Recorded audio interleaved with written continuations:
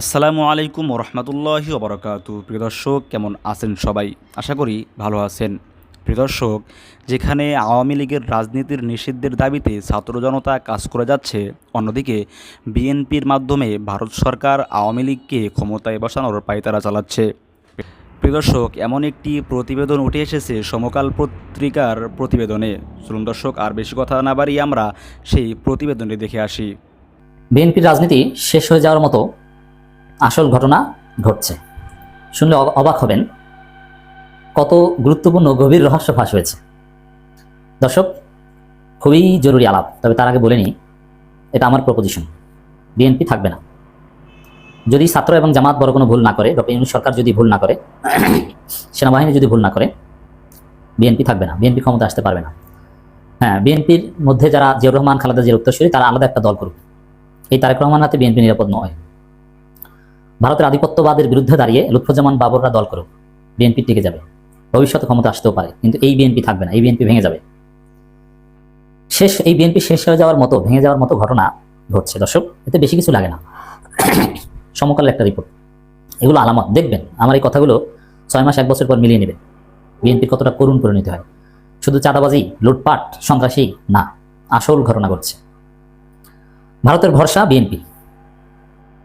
আচ্ছা, আওয়ামী লীগকে আমরা কেন দাঁড়িয়েছি? আওয়ামী লীগের পতন বাংলাদেশে কেন হয়েছে? 5 আগস্ট আমরা কিভাবে স্বাধীন হয়েছি? উত্তর হচ্ছে ভারত থেকে স্বাধীন হয়েছে, এবং ভারতেই তো আওয়ামী লীগকে এই পর্যায়ে এনেছে। ভারত নগ্ন সমর্থন না দিলে, ভারত প্রকাশ্য ঘটনা না ঘটালে 2014 সালে 5 জানুয়ারি ভোটারবিহীন নির্বাচন হতো না। ভারত যদি জামাত নেতাদের হত্যা করতে নির্দেশ না দিত, বাংলাদেশের রাজনীতিতে এই ফ্যাসিবাদ প্রতিষ্ঠিত হতো না। ভারত যদি 18 সালে নির্বাচনে বিএনপিকে বোকা না বানাতো, নিশিরাতে নির্বাচনের পর 5 বছর নির্বিঘ্নে আওয়ামী লীগ টিকে থাকতে পারতো না। ভারত যদি সমর্থন না দিত, যুক্তরাষ্ট্রকে যদি ম্যানেজ না করতো, 24 সালের 7 জানুয়ারি ডামি নির্বাচনকে আওয়ামী লীগ করতে পারতো না। অতএব দর্শক, আওয়ামী লীগের এই পতন, আওয়ামী লীগের এই দুরবস্থা, বাংলাদেশের সমস্ত ঘটনা, আজকে স্বাধীন বাংলাদেশ, সবকিছুর নেপথ্যে ভারত। মানে ভারত থেকে আমরা স্বাধীন হয়েছি। সেই ভারতের ভরসা এখন বিএনপি, এবং বিএনপি সেটা মেনে নিচ্ছে। বিএনপি ভারতের সাথে টার্মস অ্যান্ড কন্ডিশনে একমত হয়েছে। বিএনপি যে শেষ হয়ে যাবে, জাস্ট এই ঘটনাই যথেষ্ট। এই একটা ঘটনায় বিএনপি নতুনভাবে ভারতের দালাল হয়েছে। এর ফলে বিএনপিকে জনগণ ক্ষমতা আসতে দিবে না। ক্ষমতা আসলেও জনগণ 3 মাসের মধ্যে পিটিয়ে নামিয়ে আওয়ামী লীগের মতো অবস্থা করবে। আর তার আগে এই ভারতের দালালি করার কারণে বিএনপির মধ্যে যারা দেশপ্রেমিক, খালেদা জিয়া, জিয়াউর রহমানপন্থী, তারা ভাগ হয়ে যাবে। এখন ভারতের ভরসা যে ঠিক আছে, বিএনপিকে যে ভরসা করছে ভারতের, যে ঠিক আছে, তার প্রমাণ তো দেখেন যে জামাত শিবিরের বিরুদ্ধে 71 নিয়ে কি ব্যবসা শুরু করেছে ভারত। বিএনপির ইতিহাসে যা ঘটেনি, যে ধরনের কথা বলেনি মুক্তিযুদ্ধ নিয়ে জামাত শিবিরের বিরুদ্ধে, এটা এখন বলছে। অতএব বিএনপি শেষ হয়ে যাওয়ার মতো আসল ঘটনা ঘটছে, রহস্য ফাঁস হচ্ছে। অবাক হলে এটাই সত্য। দেশীয় ভোটের বাইরে আওয়ামী লীগ। জুলাই গণহত্যার অভিযোগে শীঘ্রই ক্ষমতা রাজনীতি আসতে পারবে না দলটি। 7 মাসে অন্তর্বর্তী সরকারের সঙ্গে সম্পর্ক স্বাভাবিক হয়নি। ইসলামপন্থী দল ও গণঅভ্যুত্থানে ছাত্র নেতৃত্ব নেমেছে কট্টর বিরোধিতায়। এমন অবস্থায় প্রতিবেশী ভারত বিপাকে পড়েছে। তবে সময় গণনার বাংলাদেশের পরিবর্তে দীর্ঘদিন আওয়ামী লীগের সঙ্গে সম্পর্ক রক্ষা করা দেশটি বাস্তবতা মেনে নিচ্ছে। আগামী দিনে বিএনপি ক্ষমতায় ধরে নিয়েই দলটির আস্থায় আনার চেষ্টা করছে দিল্লি। আগামীতে বিএনপির কাঁধে ভর করেই স্বস্তি খুঁজতে চাইছে তারা। এটাই হচ্ছে বিএনপির কবরস্থ হওয়ার রাস্তা। বিএনপির কাঁধে ভর করতে চাচ্ছে, আর বিএনপি ভর করতে দিচ্ছে। শেষ। কূটনৈতিক সূত্রে এসব তথ্য জানা গেছে। অবশ্য গত জানুয়ারি ভারতের আর্মি ডে উপলক্ষে সংবাদ সম্মেলনে দেশটির সেনাপ্রধান জেনারেল উপেন্দ্র দ্বিবেদীও এমন ইঙ্গিত দেন, ঢাকা দিল্লি দ্বিপাক্ষিক সম্পর্ক স্বাভাবিক হবে বাংলাদেশের নির্বাচিত সরকার মানে বিএনপি, এটা তো তারা মনে করে, ডক্টর ইউনূস নয়। আর ডক্টর ইউনূস তাহলে এটা ভালোভাবে মেনে নেবেন? তো বিএনপি যে ধ্বংস হবে, জনগণ ধ্বংস করবে, বিএনপি নিজেরা ধ্বংস করবে, বিএনপি ভেঙে যাবে, এবং ডক্টর ইউনূস সরকারও ভারতের সাথে দালালি মেনে নেবেন না।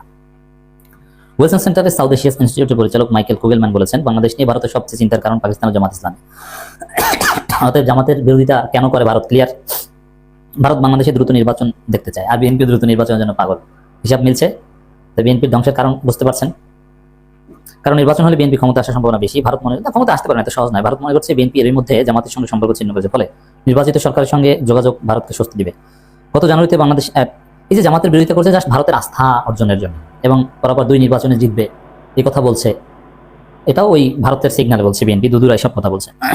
নাম প্রকাশ না করার শর্তে পশ্চিমা এক রাষ্ট্রদূত সমকালকে বলেন, আগামী দিনের জন্য, এটা গোপন তথ্য, এটাই ফাঁস হচ্ছে, নাম প্রকাশ না করার শর্তে যেহেতু বলে, এখন রাষ্ট্রদূত বলছেন আগামী দিনের জন্য ভারত ও বিএনপি পরস্পরের প্রতি নির্ভরশীল।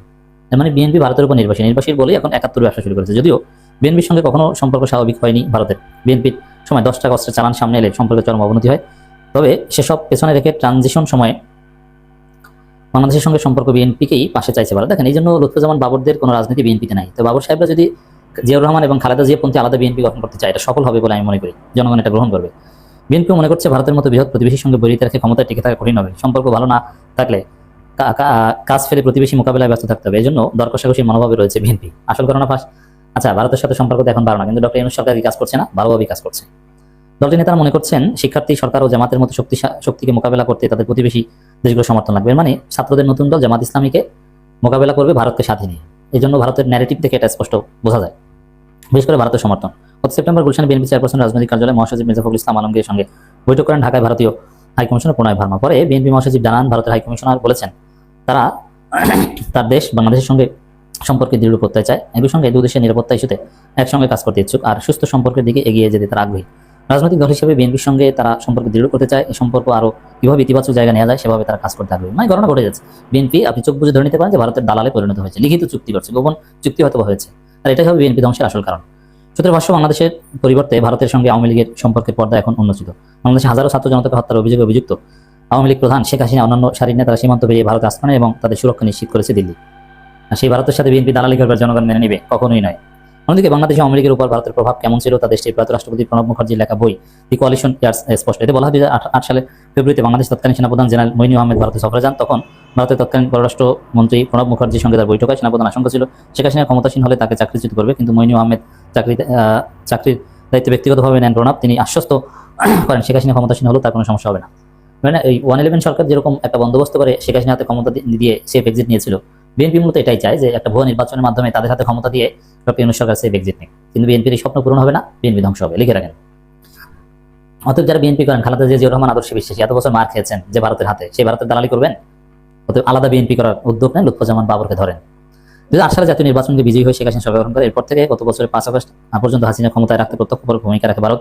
বাংলাদেশে অনুগত সরকার থাকায় আঞ্চলিক রাজনৈতিক সার্বিক বিষয় স্বাচ্ছন্দ্য ছিল দিল্লি, কিন্তু সব উল্টে দিয়েছে ছাত্র জনতার অভ্যুত্থান। এরকম বিএনপি এখন যে যা সাজাচ্ছে ভারতের সাথে, ওটা ছাত্র জনতা সব উল্টে দেবে, শিবির উল্টে দেবে, জামাত উল্টে দেবে, ডক্টর ইউনূস সরকার উল্টে দেবে, লিখে রাখেন। পশ্চিমের কূটনীতিক সমকলকে ভারত মনে করে বিএনপি নেতৃত্বে 4 দলীয় জোট সরকার ছিল চরম ভারত বিরোধী। কারণে বিএনপির সঙ্গে ভারতের স্বাভাবিক সম্পর্ক গড়ে ওঠেনি। এই জন্য জামাতের বিরুদ্ধে সকাল সন্ধ্যা জিকির করে বিএনপি প্রমাণ করছে, দিল্লিকে আস্থার পরীক্ষা দিচ্ছে যে না, এই দেখেন আমরা কতটা জামাত বিরোধী, আমরা জামাতের বিরুদ্ধে কি বলি, অথবা আমাদেরকে ভাই ক্ষমতায় আনেন। জনগণের উপর বিএনপির কোনো আস্থা নেই। এই জন্য বিএনপি এবং ভারত মিলে সংস্কার ছাড়া দ্রুত নির্বাচন চায়। বাংলাদেশের পররাষ্ট্র মন্ত্রণালয়ের কর্মকর্তারা বলছেন, এটি স্পষ্ট অন্তর্বর্তী সরকারের সঙ্গে সম্পর্ক স্বাভাবিক করবে না ভারত। দরজা এমন অস্বাভাবিক সম্পর্ক রেখে দিনের পর দিন চলা কঠিন।